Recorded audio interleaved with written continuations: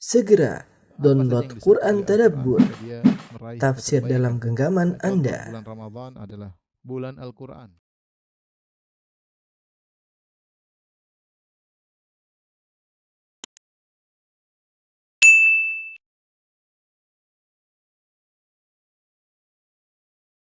Bismillahirrahmanirrahim. Assalamualaikum warahmatullahi wabarakatuh.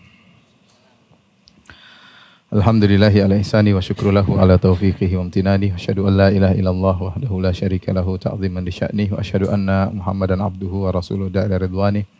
Allahumma salli alaihi wa ala alihi wa ashabihi wa ikhwani. Hadirin dan hadirat para jamaah Masjid As-Sunnah yang dirahmati oleh Allah Subhanahu wa taala. Maka pada kesempatan kali ini kita akan bahas tentang al-amwal lati tajibu fiha zakat, yaitu harta-harta yang diwajibkan terkena zakat. Jadi tidak semua harta kena zakat, ya. Di sini penulis mengatakan bahwasanya al-asas alladhi tata'allaqu bi mujibihi az-zakat bil amwal huwa sifatun nama, yang menjadikan pondasi, menjadikan suatu harta terkena zakat jika dia memiliki sifat bertumbuh. Fa kullu malin qabilun linnumu, ya. Fa kullu malin qabilin linnumuwi wa ziyadah yata'allaqu bihi haqquz zakat. Setiap harta yang bisa berkembang, bisa tumbuh, maka terkena zakat. Wa kullu ma la yaqbalun numu minal amwalil jamidah la yata'allaqu bihi haqquz zakat. Dan setiap benda yang tidak berkembang, ya, benda-benda yang tidak berubah, tidak berkembang, tidak bertambah, maka tidak terkena zakat, ya. Kenapa? Karena benda yang statis, yang tidak bertambah tersebut tidak bisa diolah, tidak bisa dikembangkan, maka jika terkena zakat lama-lama akan habis, ya. Lama-lama akan habis, ya, sehingga dipotong 25% setiap tahun. Ya, kalau dipotong sampai habis 40 tahun habis, ya.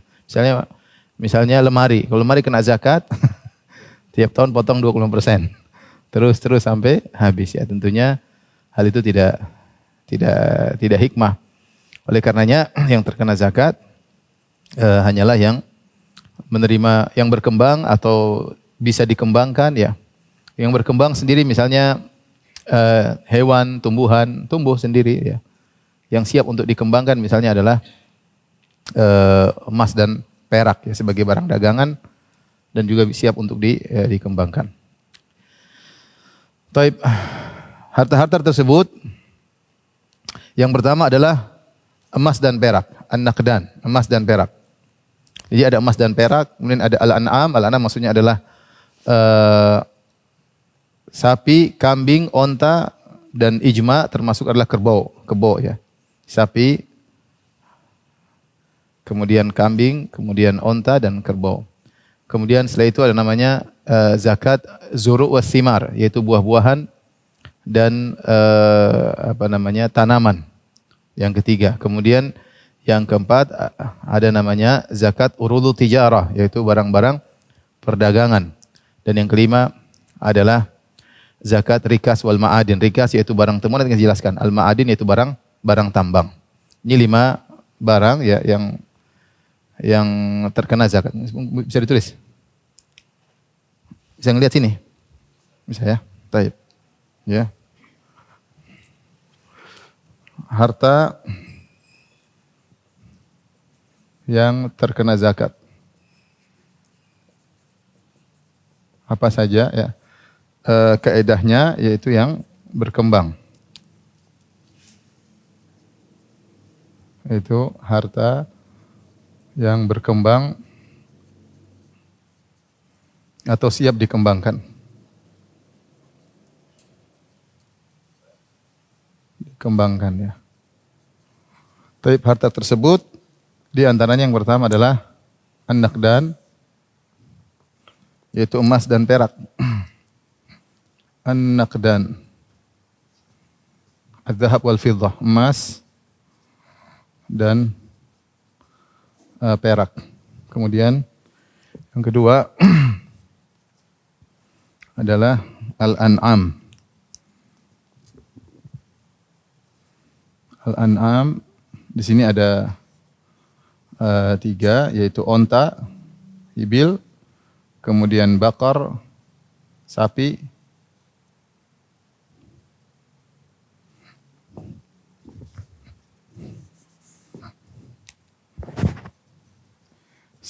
kemudian kambing. Tentunya ini yang ijma, ada yang diperselisihkan seperti kuda ya. Di antara yang ijma ulama termasuk sapi adalah di antaranya adalah jawamis, yaitu kebo ya. Kerbau apa kebo? Hah? Kebo. Kerbau apa kebo? Kebo. Kalau kumpul kerbau apa kumpul kebo? Saya masih ingat saya pergi ke mana? Ke salah satu daerah di Eropa. Kemudian teman-teman bilang di sini banyak orang tidak nikah, Ustaz. Terus gimana? Ya nanti mereka tinggal punya pacar baru, mereka daftar di Pak RT sekitar situ. Nah, jadi kalau sudah, jadi nggak perlu nikah, cuma kasih tahu Pak RT. Jadi mereka cuma kumpul kebo, iya kumpul kebo aja, Ustaz. Jadi daftar ini kebo baru saya. Jadi tidak perlu nikah karena mereka nikah capek ngurus anak. Jadi mereka tidak usah nikah, nanti adopsi anak selesai. Orang non muslimnya. Baik. Al-An'am, kemudian di antaranya yang ketiga zuru was simar ya. Az-zuru wa as-simar. Zuru maksudnya tanaman, simar maksudnya buah-buahan. Buah-buahan di sini maksudnya adalah rutab, yaitu kismis, kemudian rutab atau korma. Kemudian tanaman maksudnya biji-bijian, ya, seperti maksudnya adalah apa? Syair, hintah, gandum, beras, terus apa lagi? Jagung, kangkung, enggak. Beras, gandum, beras, adas. Kemudian inilah diantaranya gandum, beras, jagung, adas, biji-bijian yang merupakan makanan pokok. Kemudian yang keempat adalah urudut tijarah.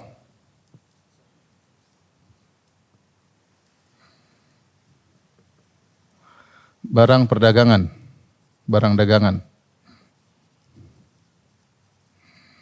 Kemudian yang kelima adalah rikas wal ma'adin atau ma'dan rikas wal ma'adin. Rikas maksudnya barang temuan, nanti akan kita jelaskan. Ini semua ditemukan ya, barang temuan, atau ma'adin maksudnya tambang, barang tambang. Tentunya ada perkara-perkara lain yang diperselisihkan seperti zakat madu, kemudian juga zakat profesi ya. Tapi ini kita bahasin dulu, kayak ini semuanya ada dalilnya, semuanya ada. Dan zakat profesi itu masalah khilaf karena tidak ada dalilnya. Zakat madu ada perselisihkan tentang dalilnya ya. Tapi kita mulai dari zakat an-naqdan, emas dan perak ya. Emas dan perak nisabnya, nisab emas sama dengan 20 mithqal ya, isruna mithqal, 20 mithqal. Mithqal ini ada khilaf di kalangan para ulama tentang mithqal ini. Satu mithqal berapa? Ada khilaf ya.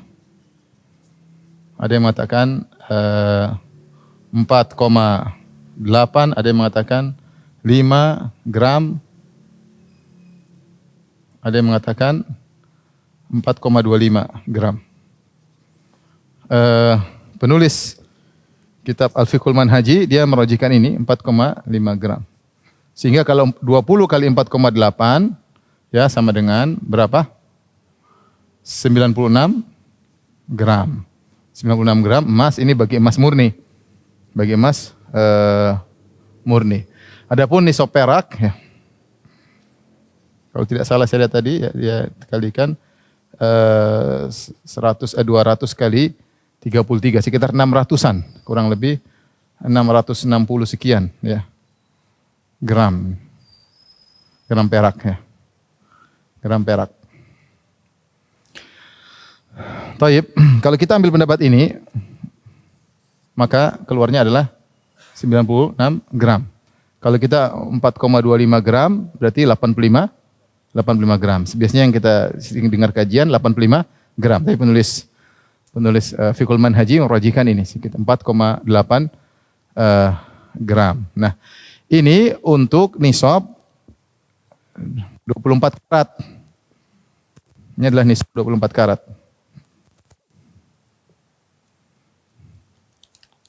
Nisab 24 karat. 24 karat terusnya 24K. Ya. Baik, bagaimana kalau nisab emas 21 gram, 23 gram? Ya tinggal dikali aja, berarti kalau misalnya kita ingin tahu nisab 21 karat, bukan gram, 21 karat. 24 karat maksudnya campuran emasnya 99%. 99%, 99, sekian persen.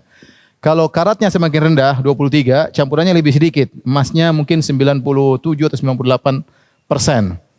21 lebih kecil lagi, 18 karat lebih sedikit lagi. Artinya yang dicampur dalam emas tersebut, semakin tinggi karatnya, yang tertinggi 24 karat, maka kadar emasnya semakin tinggi, itu 99.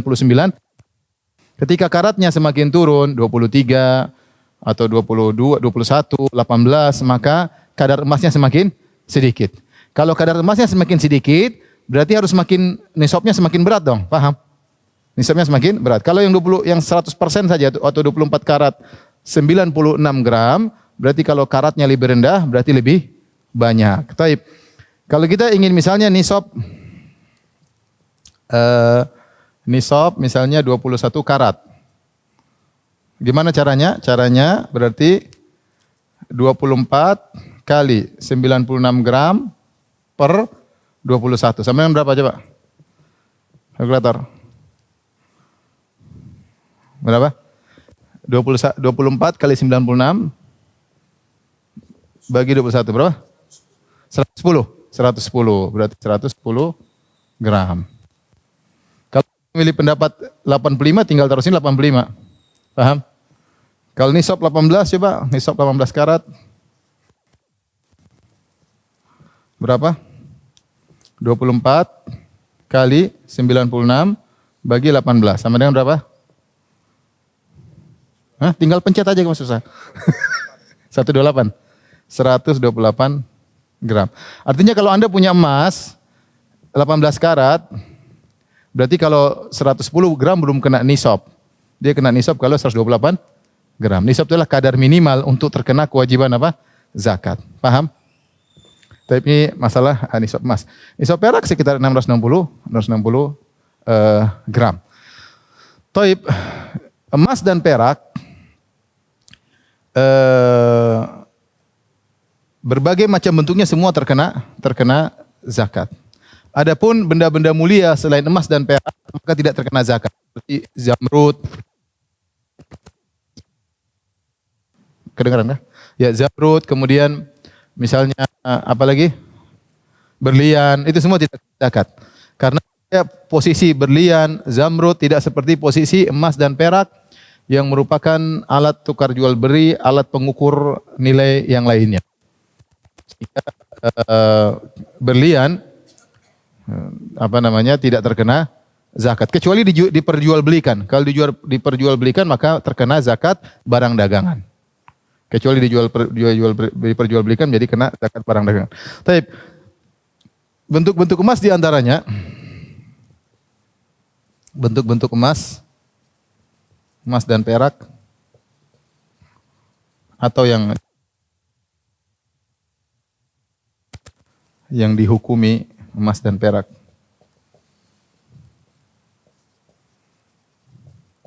Di antaranya adalah misalnya emas batangan, emas atau perak batangan. Sudah dibentuk. Emas yang masih ditemukan belum berbentuk. Batangan biasanya sudah ada kadang belum berbentuk ya.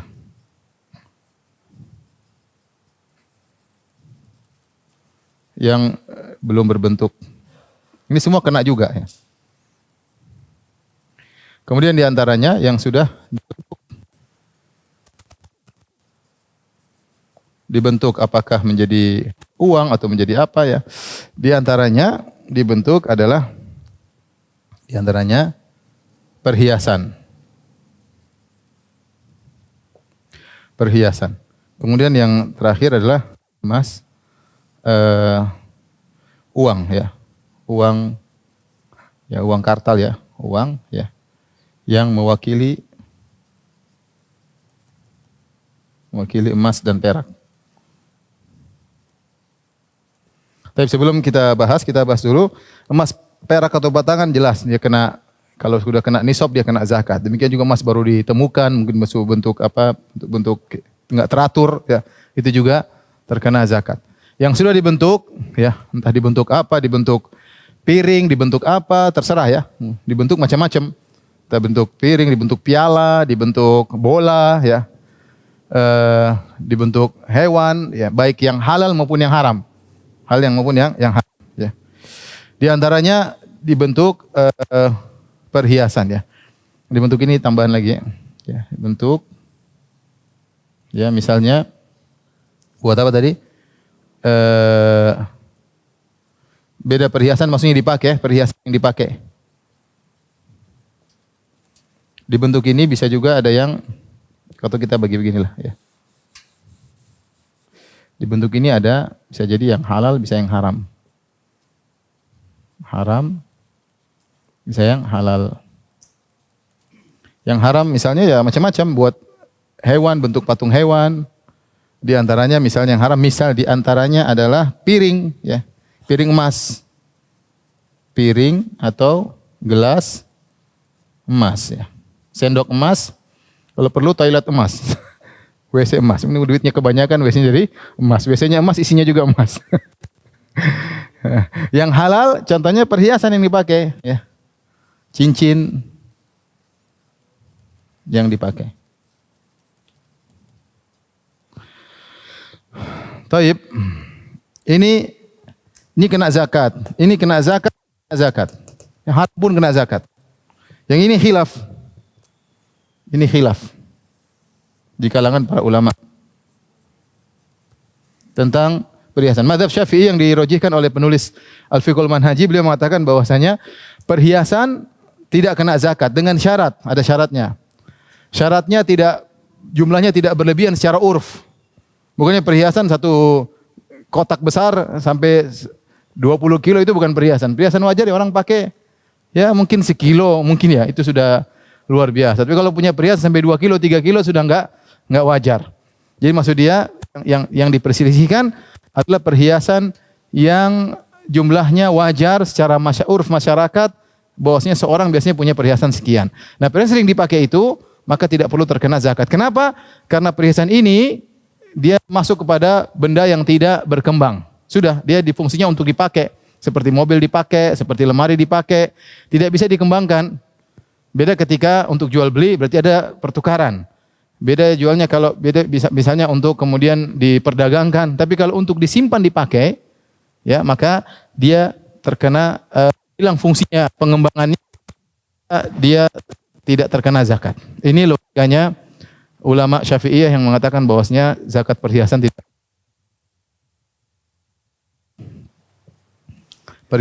kena zakat. Perhiasan tidak kena zakat. Tapi kita tahu bahwa ini masalah khilafiyah dan khilafnya kuat. Masing-masing ada atharnya, masing-masing ada dalilnya. Sebagian sahabat bahwasanya tidak kena zakat, ada hadis-hadis yang zahir.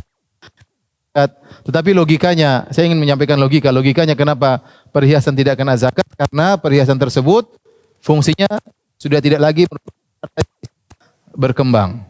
Tapi dia harta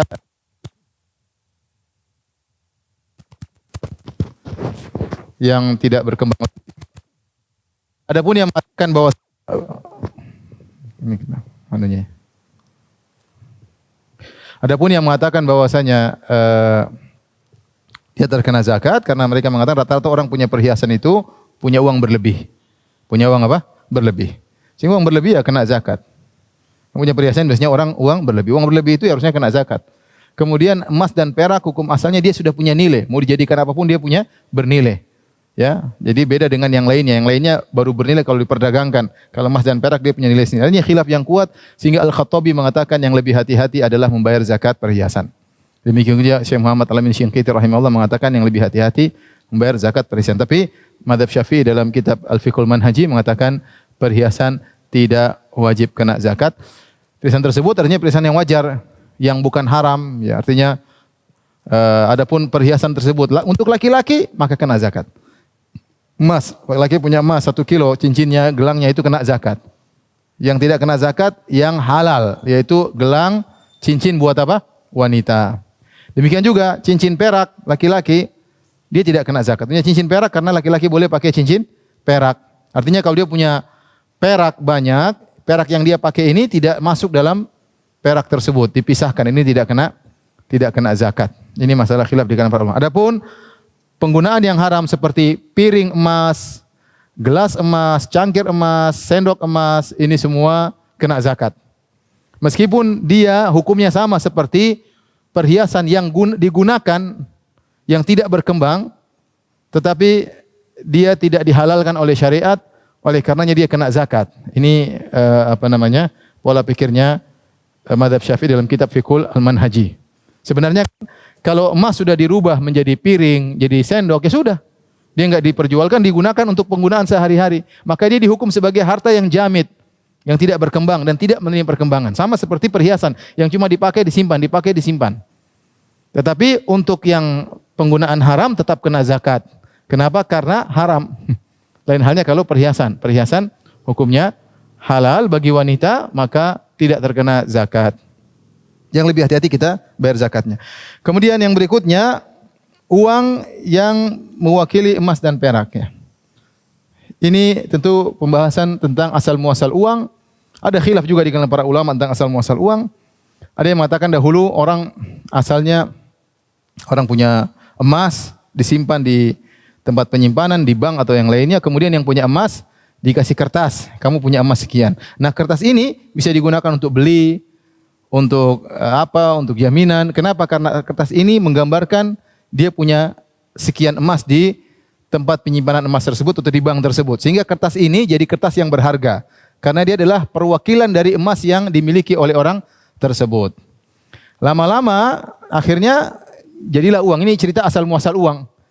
Asal muasal uang. Sehingga orang kalau ingin mengeluarkan uang dia harus punya deposit bank sekian dan sekian.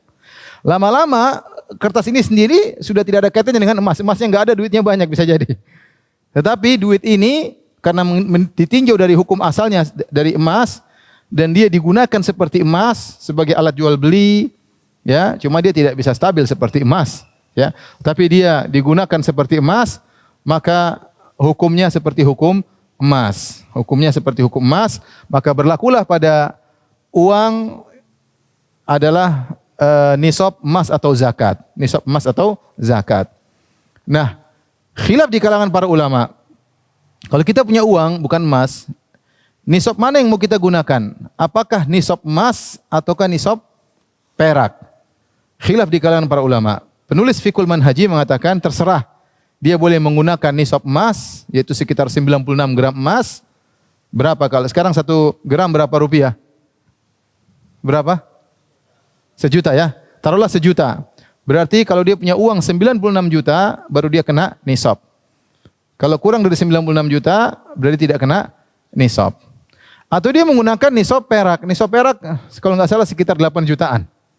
8 atau 9 juta. 8 jutaan. Kalau dia punya uang 8 juta, berarti dia kena nisab. Penulis Fiqhul Manhaji mengatakan, Al-Fiqhul Manhaji, terserah mau ikut nisab emas atau nisab perak. Yang lebih menguntungkan bagi fakir miskin adalah nisab perak. Karena kalau nisab perak, rata-rata kita kena apa? Zakat. Antum punya uang di bank 8 juta, sudah kena apa? Zakat. Tahun depan harus keluarkan apa? Zakat, ya. Ini dan juga banyak ulama yang mengatakan lebih afdal menggunakan nisab zakat li'annahu ahdha lil fuqara, ya, atau ahadh lil fuqara. Ahadh lil fuqara yaitu lebih menguntungkan fakir miskin. Namun Allah alam bisawab, ya, karena kita boleh memilih, saya memilih nisab yang lebih stabil adalah nisab emas. Jadi orang kalau punya uang belum sampai nisab emas, dia tidak kena zakat. Kenapa kita milih nisab emas, tidak milih nisab perak? Karena nisab emas itu lebih stabil. Dari dulu sampai zaman sekarang harga emas atau nilai emas stabil. Emas dari zaman dahulu bisa beli ini, sampai sekarang pun demikian. Dia lebih stabil harganya. Perak jomplang. Di zaman Nabi SAW, nisab emas dan nisab perak hampir sama. Karena nisab emas 20 mithqal atau 20 dinar, nisab perak 200 dirham. Dan dahulu 1 dinar sama dengan 10 dirham. Sehingga ketika dihitung nisab emas dan nisab perak sama saja. Ketika itu nisab perak, nisab emas nilainya sama saja. Namun berjalan dengan waktu, ternyata nisab keduanya jomplang sekali. Bayangkan antara 96 juta dengan 8 juta. Ya. Dan nilai perak yang dulu sama sekarang tidak sama. Dulu dinar mungkin bisa beli kambing, sekarang 1 dirham, 2 dirham nggak bisa beli apa-apa. Artinya sangat jatuh nilainya. Oleh karenanya, Allah alam bisawab, yang lebih kuat, lebih stabil adalah emas, sehingga nisab yang dijadikan nisab uang adalah nisab emas. Ini pendapat ya, nisab emas. Kemudian Rasulullah SAW ketika menyebutkan tentang pembayar zakat, kata Nabi SAW, tu'khadhu min aghniyaihim faturaddu ila fuqaraihim. Diambil dari orang kaya kalian, diambil zakat dari orang-orang kaya mereka dan dikembalikan kepada orang-orang miskin di antara mereka. Nah, kalau orang punya uang 8 juta sudah dibilang kaya atau belum? Belum. Siapa sini punya 8 juta merasa kaya? Tapi kalau punya uang 100 juta, oke lah, kaya 100 juta ya. Apalagi 100 juta kali 100. Jadi untuk uang 8 juta sulit dikatakan orang itu kaya, apalagi di Jakarta ya. Sehingga Allah alam bisawab, saya lebih cenderung bahwasanya nisab yang lebih tepat lah nisab apa? Nisab emas. Artinya kalau orang punya uang 96 juta, dia terkena nisab. Taib, ini adalah nisab emas dan perak, kemudian nisabnya ini, kemudian kadar zakatnya adalah berapa? 2,5% ya.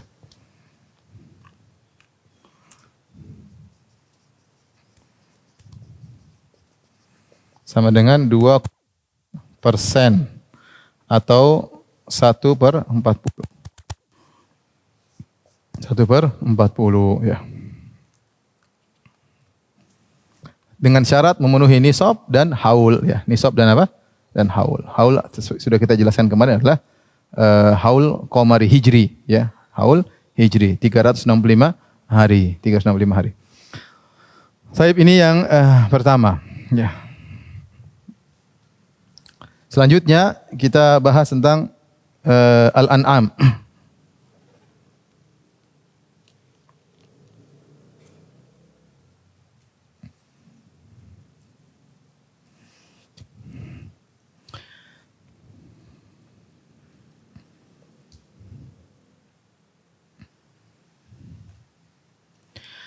Al-an'am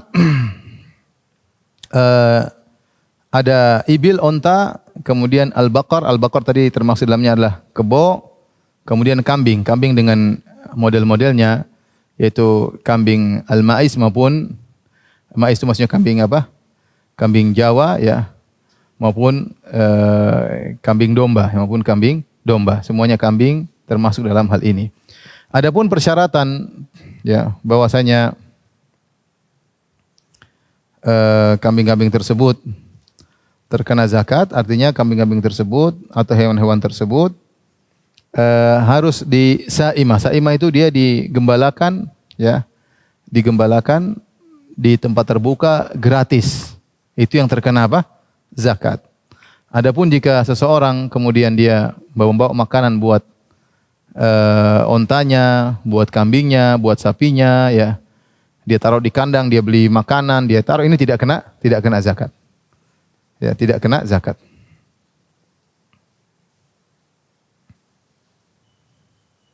Saya bacakan dulu sini.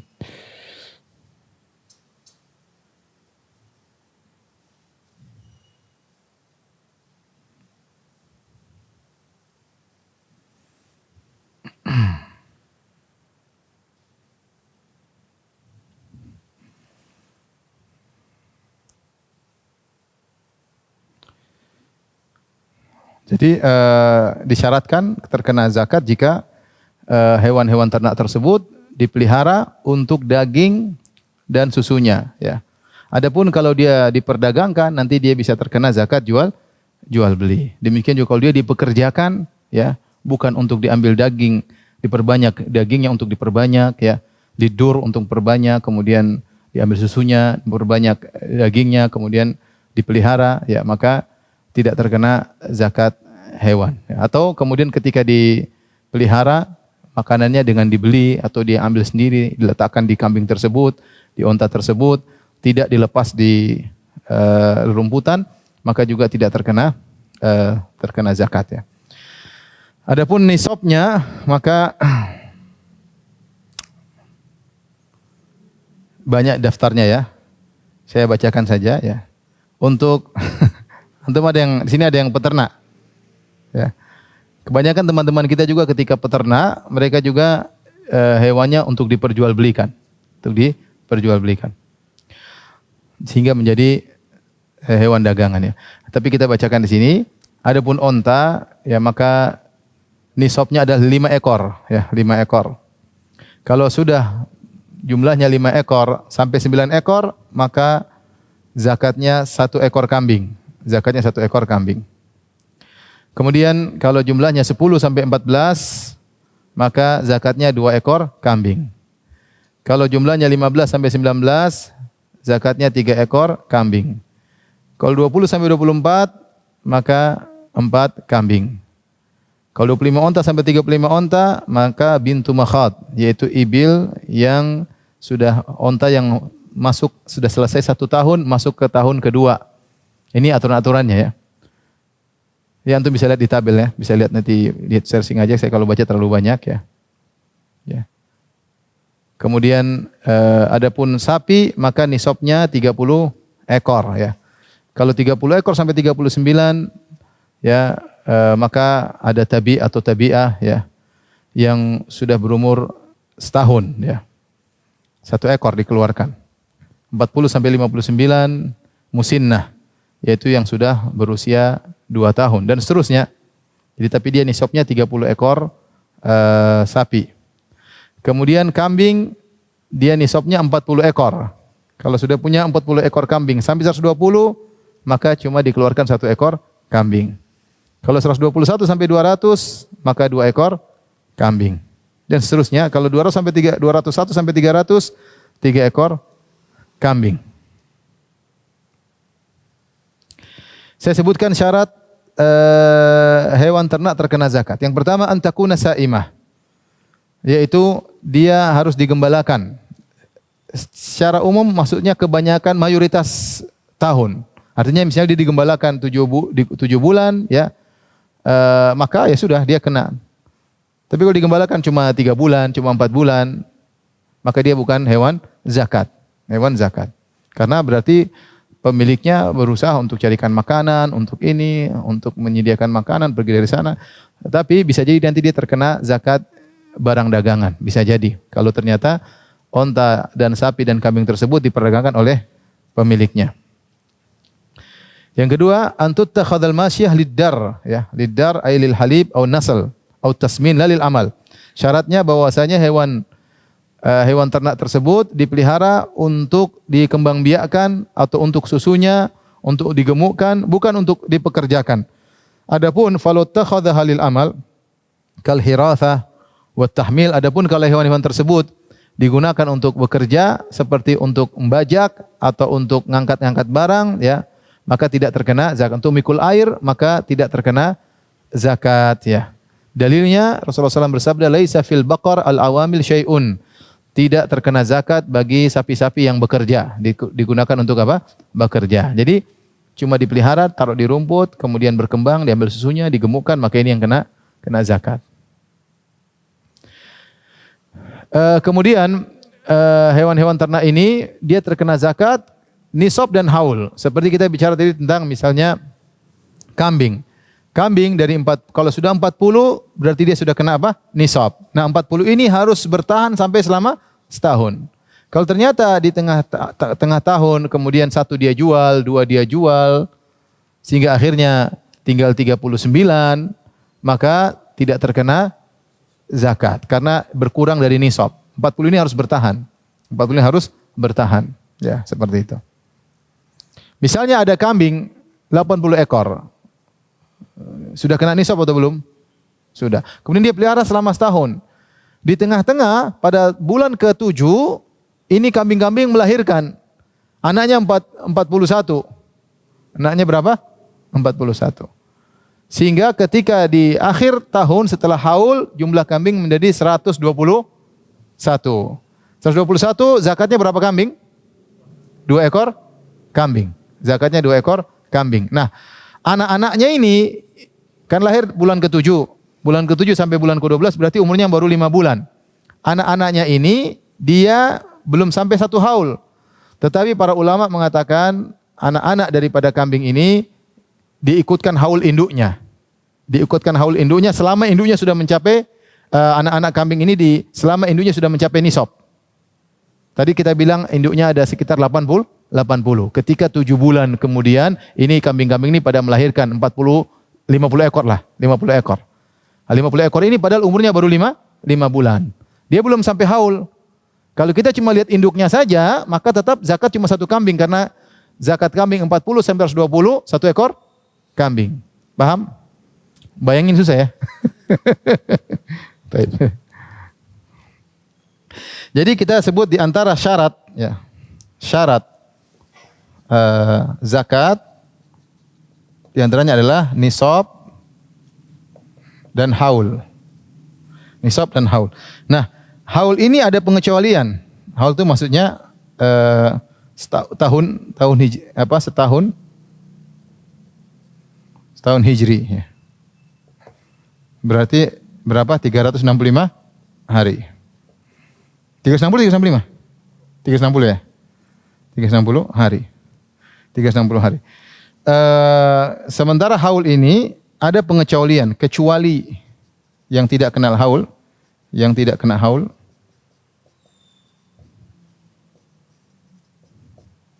Ya. Di antaranya adalah anak-anak hewan ternak. Hewan ternak haulnya ikut induknya. Jika induknya setelah mencapai nisab. Induk-induknya telah mencapai nisab.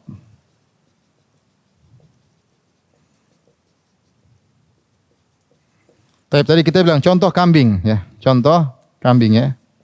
Contoh kambing. Kambing nisabnya berapa? 40. 40 sampai berapa? 120 ya. Kambing itu 40 sampai 120 ekor, zakatnya cuma 1 ekor. Kalau 121 sampai 200, zakatnya berapa? 2 ekor. Nah, ternyata ada kambing jumlahnya 80 ya. Awal tahun kambing 80 ekor. Pada bulan ke-7 tambah 50 anak-anak. Ekor anak-anak. Sehingga totalnya berapa? 130 ekor di akhir tahun. Nah, kita tahu bahwasanya pada tahun berikutnya induk-induknya sudah kena haul, tapi anak-anaknya yang 50 ini tidak kena haul. Karena baru berapa bulan? Baru 5 bulan. Baru 5 bulan. Tetapi dia diikutkan dengan induknya sehingga ketika 130 ekor zakatnya 2 ekor kambing. Lain halnya kalau misalnya induknya 30 ekor pada awal tahun. Kemudian pada bulan ke-7 melahirkan sehingga jadi 50, anaknya 20. Haulnya mulai mana? Haulnya ketika 40 intinya. Berarti tadi belum kena haul. Paham? Saya ulangi. Induknya taruhlah bulan Muharram, induknya 30 ekor. Ini saya baru beli 30 ekor. Ketika bulan Ramadan ini pada melahirkan semua. Jadi lahirkan 20. Jadi sekarang jumlahnya berapa? 50. Nah, ketika 50 saya baru start nisab, baru start haul. Karena nisabnya baru kena. Paham? Beda halnya ketika dari awal sudah 80 sehingga sudah kena haul ya. Nisab sehingga dia kena haul, ketika anak-anaknya muncul belakangan, haulnya diikutkan dengan haul induknya. Seperti ini juga adalah keuntungan barang dagangan. barang dagangan. Antum di awal tahun punya modal 200 juta. Kemudian harta tersebut bertambah ketika 7 bulan jadi 300 juta. Di ujung tahun 300 juta. Yang 100 juta tambahan ini dia baru umurnya baru 5 bulan, dia belum 1 haul. Karena 100 juta ini baru kita dapatkan pada bulan keberapa? Ke-7, paham? Tapi dia adalah keuntungan dari modal awal. Nah, keuntungan ini tidak perlu haul. Dia diikutkan dengan haul modal. Paham? Haul keuntungan barang dagangan diikutkan dengan haul modal.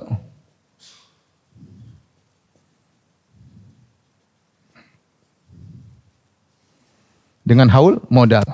Terlebih lagi mazhab Syafi'i yang dirajihkan oleh penulis Fiqhul Manhaji.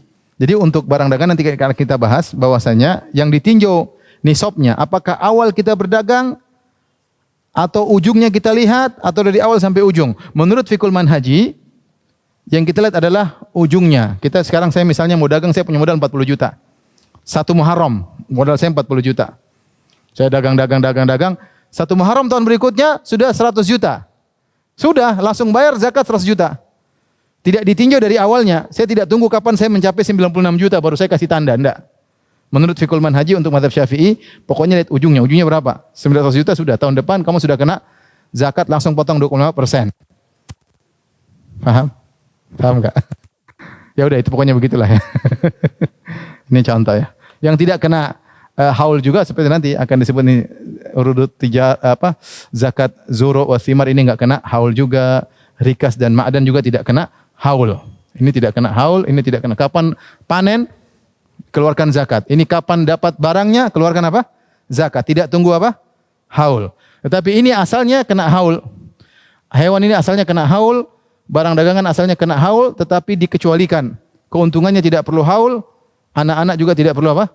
Haul. Mereka mengikuti haul induknya, ini mengikuti haul modalnya. Azan kah? Belum. Berapa menit lagi? 8 menit.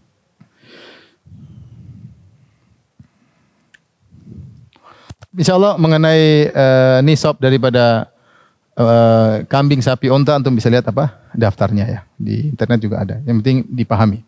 Tadi saya ulangi syarat-syaratnya. Pertama, dia harus digembalakan paling tidak mayoritas tahun. Kalau sudah 8 bulan, sisanya meskipun dibawakan makanan, maka tetap kena zakat. Mayoritas tahun dia hidup dengan digembalakan, maka itu kena zakat. Kemudian dia dipelihara, ya bukan untuk diperdagang, bukan barang jual beli, tapi dia memang dipelihara sampai banyak, sampai punya susu atau digemukkan. Kemudian tidak digunakan untuk bekerja, tidak digunakan untuk apa? Bekerja, ya. Baik. Yang berikutnya nisab az-zuru' was-thimar, ya. Nisab zuru' was-thimar yaitu tentang buah-buahan dan juga tentang tanaman, ya. Nisabnya adalah khamsatu ausuk.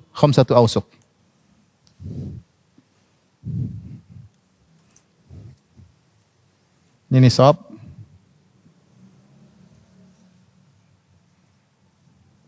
5 wasak. 5 wasak. Nah, 1 wasak itu sama dengan 60 so'. So' itu 1 so' adalah ukuran zakat, ya. 1 so' sama dengan ukuran zakat fitrah.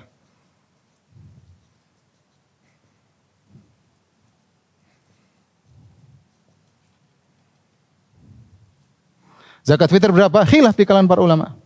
Ada yang 2,4 kilo, ada yang bilang 2,5, ada yang bilang 3 kilo kalau dikonversikan kepada berat. Ya, karena asalnya so' ini ukuran volume. Asalnya ukuran apa?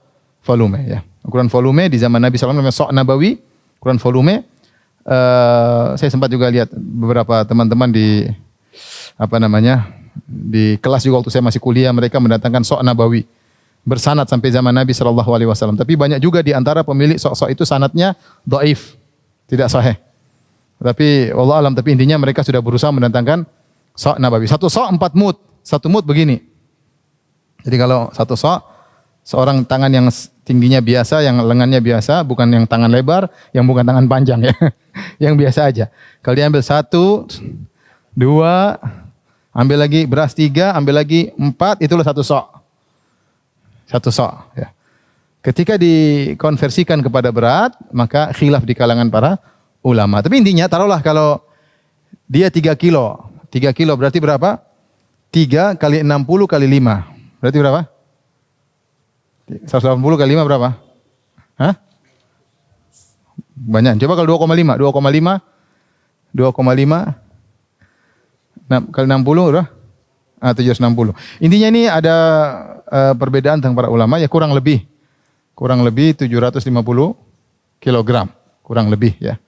Kurang lebih. Jika hasil daripada jagung, beras, gandum, adas, rotop, kismis mencapai 750 gram baru dia kena nisab.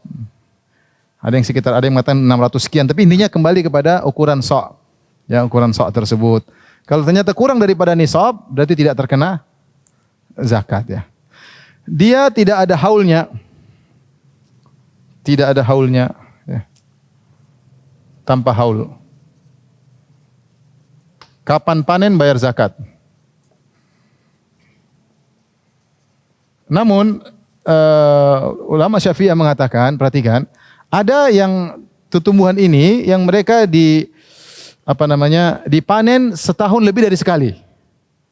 Misalnya dia setahun, kalau beras berapa kali? 2 atau 3 ya. Taruhlah 2 kali ya. Digabungkanlah nisabnya tersebut. Dia panen pertama mungkin cuma 400 kilo, panen kedua 400 kilo, maka kena apa? Kena zakat. Jadi panen setahun dijadikan 1 terkena nisab. Paham?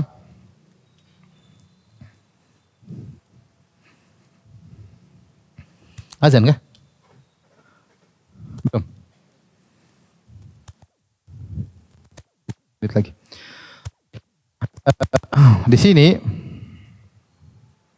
kalau penulis Fiqhul Manhaji beliau mengatakan bahwasanya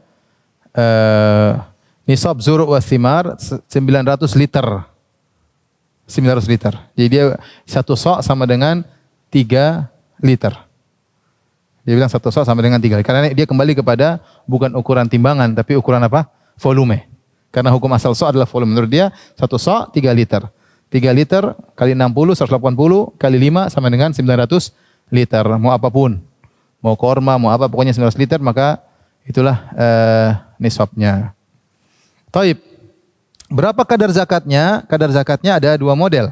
Ya. Jika kebanyakan tahun diairi dengan hujan atau dengan sungai, ya, artinya yang tidak perlu usaha berat ya. Atau tumbuhan-tumbuhan tersebut akarnya kemudian meresap air dari dalam ya. Maka ini semua zakatnya 1/10. 1/10. 10% maksudnya, 10%. Tapi kalau kebanyakan tahun ternyata diairi dengan usaha, dengan angkat air, dengan bayar pengairan, maka ini cuma 1/20, itu 5%. 5%. Sehingga sebenarnya mengatakan kalau ternyata setengah tahun dengan hujan, setengah tahun dengan pengairan bayar, maka 7,5%. Ambil tengah-tengah. Paham ya? 7,5%. Dilihat mana yang mayoritas. Kalau mayoritasnya adalah dengan hujan, maka 10%. Kalau mayoritasnya dengan air yang diusahakan, bawa pakai truk, kemudian disiramin, kemudian pokoknya ada pembayaran dan macam-macam, maka harganya 5%. Kalau setengah-setengah jadi 7,5%. Ya. Misalnya menggunakan alat untuk ngambil air, ini kan butuh biaya semuanya.